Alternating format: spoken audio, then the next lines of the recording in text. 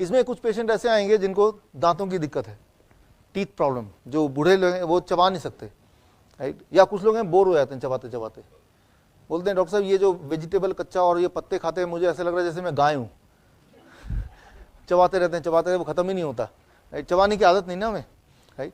वो ब्रेकफास्ट अगर इसके अकॉर्डिंग करेंगे, जैसे मैंने आपको बताया DIP diet will take about 1 hour, lunch करेंगे तो लगेगा 1 घंटा, डिनर करेंगे तो लगेगा 1 घंटा। तो जो इंसान 10 मिनट में लंच एंड डिनर फिनिश करने का आदी हो वो 1 घंटा कहाँ देगा, राइट। तो बोलता है मैं चबाता रहता हूँ चबाता रहता हूँ चबाता रहता हूँ, तो मैं तो वो बोर हो गया, मैं थक गया, राइट। तो फिर मैं उसको बोलता हूँ, नेगोशिएशन होता नहीं है, जब आप किसी दुकान में जाते हैं तो थोड़ा नेगोशिएशन करते हैं, यार इतने का लगा दो, नहीं इतना का लगा दो, कि कहाँ उसका दिमाग फिट होता है। दुकानदार सोचता है 10 रुपये कम करने से ये माल मैं बेच सकता हूँ। तो हमारी हालत एज ए डायबिटीज एजुकेटर वही है कि यार ये तो मानेगा नहीं, मैं बोलूँ 1 घंटा लगेगा तो ये करेगा ही नहीं, मेरी बात मानेगा ही नहीं। तो मैं फिर थोड़ा नेगोशिएट करके कि अच्छा ऐसा कर लेना, थोड़ा स्टीम कर लेना, स्टीम करने से क्या होगा, थोड़ा नरम हो जाएगा तो जल्दी खा लेगा। लेकिन कोई ऐसा भी होगा स्टीम से भी नहीं मानेगा, फिर क्या बोलना है, चल यार थोड़ा बॉईल कर लेना और नरम हो जाएगा। तो ये नेगोशिएशन पार पे है, कहाँ जाके वो बंदा फिट होता है, राइट। फिर बोलता है मैं बॉयल से भी नहीं मानूंगा, तो फाइनली ये जूस कर लेना भाई, राइट। जूस नहीं मानेगा तो कुक तो कर ही रहा था, राइट, तो करते रहो। तो ये आपको देखना है कि एज ए दुकानदार शॉपकीपर की कहाँ पे उसको कन्विंस कर दिया। हमारा गोल क्लियर है कि मुझे उसको ठीक करना है, लेकिन कोई 100% आपकी सारी बात मान ले जरूर नहीं, उसे लाइफस्टाइल फिट ही नहीं हो रहा, उसने उतना बजट रखा ही नहीं टाइम का कि रोज मैं 3 घंटे तो खाता ही रहूं। उसने बजट रखा 30 मिनट का पूरे दिन भर में, और हमारे कहने पे 30 मिनट का 60 मिनट कर सकता है, 3 घंटे नहीं कर सकता। तो चलो भाई इसकी यहाँ पे कहीं भी जहाँ फिट हो जाए वो कर सकता है। लेकिन साथ में ये भी इंपॉर्टेंट है कि जैसे जैसे यहां से यहां तक हम ट्रेवल करेंगे उसकी इफेक्टिवनेस कम होगी, खत्म नहीं होगी, कम होगी। अच्छा कितनी कम होगी, as a diabetes educator that is very important for you to understand, so that you can make them understand. 100% is raw, लेकिन स्टीम भी खराब नहीं है, 70% इफेक्टिव है तो अच्छा ही है। बॉयल भी उतना खराब नहीं, 50% इफेक्टिव है। 40% तो जूसेस भी है, फ्रेश जूस, पैक्ड नहीं बोल रहा मैं। और जूस भी तब बनाओ जब आपको पीना हो, और जब पी रहे हैं तो 1 गिलास पीने में करीब 15 से 20 मिनट लगना चाहिए, जैसे कि कोई शराब पीता ना आराम से, उस ढंग से, तो वो इफेक्टिव होगा। कुक फूड को मैंने 0 पे रखा है क्योंकि मैंने आपको बता दिया कि कुक फूड आपको पेट भरा सकती है, आपका एनर्जी दे सकती है, लेकिन आपको टेस्ट को सेटिस्फाई कर सकती है, बट रिपेयरिंग नहीं कर सकती।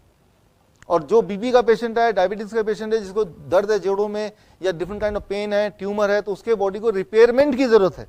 रिपेयरिंग के लिए तो ये कुक फूड नहीं, ये सारे ही करेंगे। लेकिन इसमें जैसे जैसे आप यहां से बढ़ते जाएंगे इस तरफ की तरफ, वैसे वैसे आपका टाइम ज्यादा लगेगा ठीक होने के लिए। बट चलो एज लॉन्ग एज हर दिन थोड़ा थोड़ा ठीक हो रहे हैं तब भी ठीक है। सो आगे हम ये अगले रूल पे, रूल नंबर 9। यहाँ पे कई सारे पेशेंट जो डायबिटीज एजुकेटर, उनको एक दिक्कत आती है कि आपने डाइट बता दिया, समझा दिया, कैसे दवाई टेपर करने बता दिया, वो आता है 1 महीने बाद बोलता है मैंने सारा कुछ वैसे का वैसे ही किया लेकिन कुछ फायदा नहीं हुआ। 100 में से 1 पेशेंट ऐसे भी आएगा। तो क्यों नहीं फायदा हुआ या क्या कारण हो सकते हैं, तो उसके लिए है अपना रूल नंबर 9। खाना क्या है हमें पता है, कितना खाना है यही पता है, कैसे खाना है ये बड़ा इंपॉर्टेंट है। Very simple. Rule number 9, frequency of eating, eat before you feel hungry. ये रूल है खास तौर पे डायबिटीज पेशेंट के लिए। भूख लगने से पहले खाओ। जब भूख लग गया, अब जब खाएंगे तो body will work in a different way, पहली बात। दूसरी बात, जब भूख लगी गया है तो ये नहीं देखेगा कि वो हमारा वो DIP डाइट कहाँ है, फिर तो बिस्किट हाथ लगेगा तो बिस्किट भी खाएगा, वो चिप्स लगेगा वो भी खाएगा, उसके चांसेस ज़्यादा हैं कि वो हमारे नियम से डिविएट हो जाएगा। तो eat before you feel hungry. Number 2, eat every 2 hours, हर 2 घंटे में कुछ ना कुछ पेट में पड़ना चाहिए। तीसरा, choose among the DIP food. मैंने आपको DIP फूड का वो स्लाइड दिखाया था कि पहले ग्रीन लीव्स था, उसके नीचे क्या था, वेजिटेबल के नीचे क्या था, स्प्राउट्स से नीचे क्या था, नट्स से नीचे क्या था, फ्रूट। इनमें से कुछ भी ले लो, उस पर छोड़ दो। कोई बोलता मुझे तो फ्रूट्स बहुत पसंद है, एक तो बहुत नरम होता है वो, दूसरा मीठा होता है, तो वो बिना थोड़ा चबा के खा सकता है वो, तो मैं बोलता हूँ वही खाओ। फिर क्या मैं 1 दर्जन केले खा सकता हूँ, 2 दर्जन खा सकते हो, पूरे दिन केले पे ही रह सकते हो। एक बार रह के देखिए एक्सपेरिमेंट करके, अगर आपको लगता है ना कि इससे शुगर बढ़ता है, एक दिन करके देखिए। शुगर थोड़ा तो बढ़ेगा ही टेम्परली, बट इमीडिएटली ड्रॉप भी होगा, क्योंकि थोड़ा क्यों बढ़ेगा, फ्रुक्टोज के साथ ग्लूकोज थोड़ा सा फ्रूट्स में भी होता है, जो कि सब जगह होता है, but that is a good food. So this is the rule number 9 that you have to eat in this वे.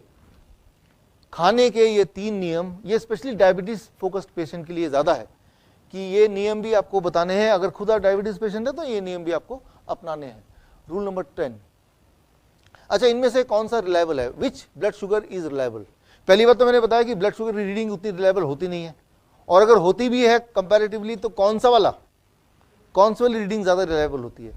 कुछ डॉक्टर बोलते हैं फास्टिंग ब्लड शुगर, कुछ है पोस्टप्रैंडल खाने के 2 घंटे बाद, कुछ है HbA1c जो 3 महीने बाद टेस्ट होता है, ठीक है ना. चौथा है average blood sugar. Average blood sugar क्या है, सुबह की खाली पेट की रीडिंग, रात को सोने से पहले की रीडिंग, दोनों प्लस किया divided by 2, that is called average blood sugar, right. So यहाँ पे इन चारों में से जो सबसे ज्यादा रिलायबल है, कंपैरेटिवली रिलायबल तो कोई भी नहीं है, लेकिन फिर भी अगर आपको मॉनिटर करना ही है, जैसे जो इंसुलिन डिपेंडेंट पेशेंट है उनको इंसुलिन शुगर चेक करना ही है, उनका शुगर कंट्रोल कैसे जा रहा है वो देखना ही है, इन चारों में जो सबसे ज्यादा रिलायबल है that is average blood sugar. अच्छा, कौन सा सबसे ज्यादा अनरिलायबल है, जिसपे आप भरोसा बिल्कुल नहीं कर सकते, that is the first one, fasting blood sugar. ये किसी का कुछ भी आ सकता है. फॉर एग्जाम्पल, आपने रात को चेक किया 200 आया, तो एक्सपेक्टेड क्या है, सुबह क्या होगा, 200 से कम होना चाहिए, ज्यादा होना चाहिए, क्योंकि रात भर तो कुछ खाया नहीं और बॉडी से शुगर जा रहा है लगातार, तो एक्सपेक्टेडली कम होगा. लेकिन आप देखेंगे शुगर सुबह का 250 आ गया. कई लोग घबरा के मेरे पास आते हैं कि रात को मैंने 200 चेक किया और सुबह देखा वो तो 250 था, उठते ही कुछ खाया नहीं. मैं बोलता हूँ हो सकता है कि आधी रात में नींद में कुछ खा लिया होगा आपने. बोले नहीं डॉक्टर साहब, मैं मजाक में मूड में बिल्कुल नहीं हूँ, मैं तो बड़ा घबराया हुआ हूँ और ये 250 आ गया, ये जबकि मैंने कुछ खाया नहीं, मुझे पता है, और ये ऐसा ट्रेंड चल रहा है. ये बड़ा इंटरेस्टिंग है. सुबह जब आप उठते हैं, आप में से 50% लोगों का ब्रेन ये देखता है कि उठते ही आप खाते नहीं हैं कुछ, लेकिन उठते ही बहुत सारा काम करने लगते हैं. खाना बनाना, बच्चे को देखना, बहुत सारे और काम, ऑफिस की तैयारी करनी, कोई फाइल करना, कोई फ़ोन कॉल करना, हज़ारों चीज़ करने लगते हैं. खाना तो बाद में खाते हैं, लेकिन वो जब चीज़ें करेंगे तो उसके लिए आपको एनर्जी की ज़रूरत इमीडिएटली पड़ेगी the moment you get up from the bed. तो आपके उठने से पहले ब्रेन, आप में से आधे लोगों का ब्रेन लीवर को बोलता है कि भाई बंदा उठने वाला है, तो आप थोड़ा सा शुगर लीवर में जो स्टोर होता है वो रिलीज कर दो ब्लड में, ताकि उस शुगर का इस्तेमाल करके आप अपने बेसिक काम निपटा लें जब तक कि ब्रेकफास्ट आप ना खा लें, राइट. सो इसका मतलब ये है कि सुबह उठ के शुगर जब बढ़ जाता है तो यानी कि ब्रेन और बॉडी आपको कोऑपरेट कर रही है आपकी एक्टिविटी में, वो कोई बीमारी नहीं है. उसी को डॉक्टर के पास जाएंगे तो उसकी एक बीमारी का नाम दे दिए, आप तो डायबिटीज पेशेंट है, बल्कि ट्रूथ ये है कि वो तो ब्रेन हमें सपोर्ट कर रहा है, क्योंकि ब्रेन को पता है कि भाई ये आदमी तो सुबह से उठ के खाता नहीं, 1 आध घंटे पहले सारे काम निपटाता है, राइट. एक एक्सपेरिमेंट कर सकते हैं. ऐसे लोग 55% ऑफ द वर्ल्ड पॉपुलेशन, उनका सुबह का शुगर ज्यादा होता है रात के शुगर से, सोने से पहले की शुगर. 55%. इसे कहते हैं medically dawn phenomena. And dawn phenomena is not a disease.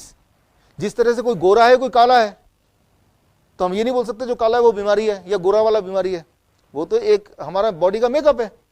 ठीक उसी तरह से किसी का शुगर रात से ज्यादा आ सकता है सुबह, किसी का कम आ सकता है. ये डिपेंड करता है कि बॉडी, ब्रेन हमारे साथ कॉपरेट कर रही है या ब्रेन ने सोचा कि इसके हाल पे छोड़ दो, ये जो भी कर रहा है ये देख लेगा अपने आप ही. जब वो भूख लगेगी सुबह तो अपने आप पहले खाएगा, फिर बाद में काम करेगा. It all depends, but that is not a disease. उसके लिए कुछ करने की जरूरत नहीं है. एक एक्सपेरिमेंट कर सकते हैं आप.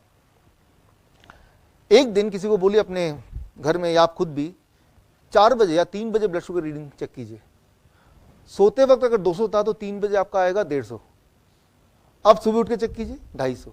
यानी 3 से 7 बजे के बीच में 150 का 250 हुआ ना, 100 बढ़ गया. क्योंकि ब्रेन ये देखता है कि इसका उठने का समय होने वाला है, तो ब्रेन ने लीवर को बोल दिया रोज की तरह भाई उठने वाला है, अब आप शुगर रिलीज करो. तो वो ड्रॉप होके आपके उठने से पहले बॉडी तैयार करती है अपने आप को, ताकि आप एनर्जी के साथ काम कर सकें. उसी को एक बीमारी का नाम दे दिया. तो फास्टिंग शुगर का कोई मतलब नहीं है. ये आपको राइट पिक्चर नहीं देगी, क्योंकि बॉडी के बिहेवियर क्या होगा आपके लिए वो ब्रेन डिसाइड करता है बहुत सारे फैक्टर्स पे. सो सबसे ज्यादा अनरिलायबल ये है, रिलायबल ये है. बाकी इन दोनों में जो 3rd नंबर पे रिलायबल है वो ये सबसे. और सब्सक्राइब करें, और किनारे एक बेल आइकॉन आएगा, वहाँ पे इसको प्रेस करके सबसे ऊपर वाला बेल को